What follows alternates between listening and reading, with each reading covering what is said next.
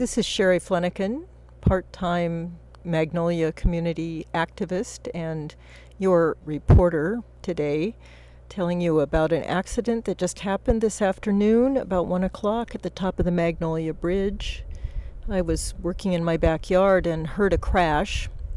It wasn't the crash of a car, and it was not the thump of a pedestrian being hit, but it was somewhere in between. And then I heard a woman's voice yelling repeatedly, "Oh my God, oh my God." And I ran into my house and got on the phone and called the police, who then put me through to the fire department so that they could send Medic 1, I guess. And it's good that we have Medic 1 here now in Magnolia. That was something that the Magnolia Queen Anne District Council's Emergency Planning Committee had to lobby for, and successfully did so, to get a Medic 1 unit here in Magnolia. And today we really needed it.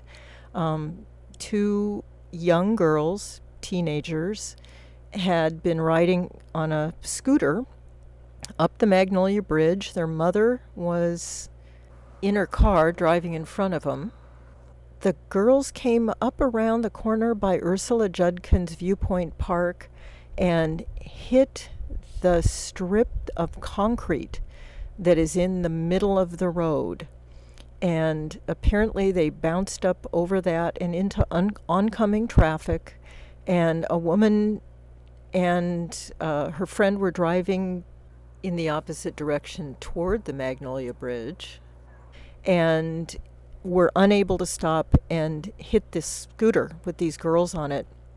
By the time I got there, a crowd had gathered, and the mother had turned around and parked on the street, and traffic was stopped, and the girls were laying near the curb and were in great pain. They had at least broken legs, if not more, and the mother was just tending to them and waiting for help to arrive, and a lot of neighbors offered, help.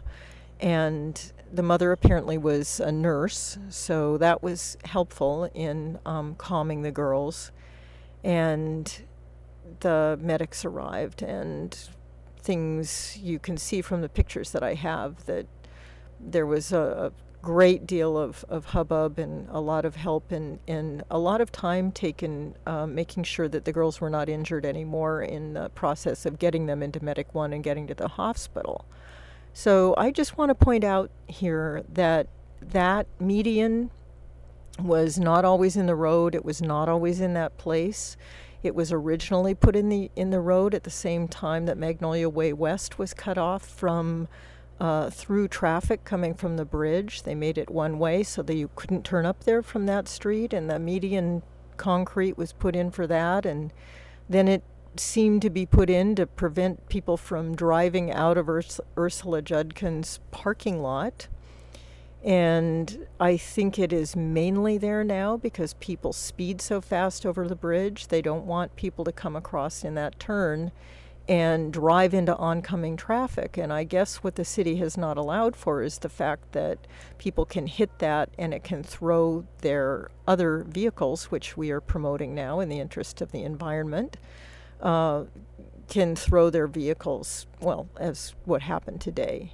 Anyway, the main thing that would stop things like this from happening is people speeding across the bridge. It would stop if people would stop speeding.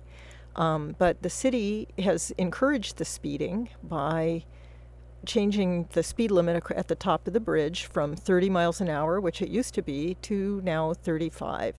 Clearly, we need to take action to stop more accidents like this from happening in the future.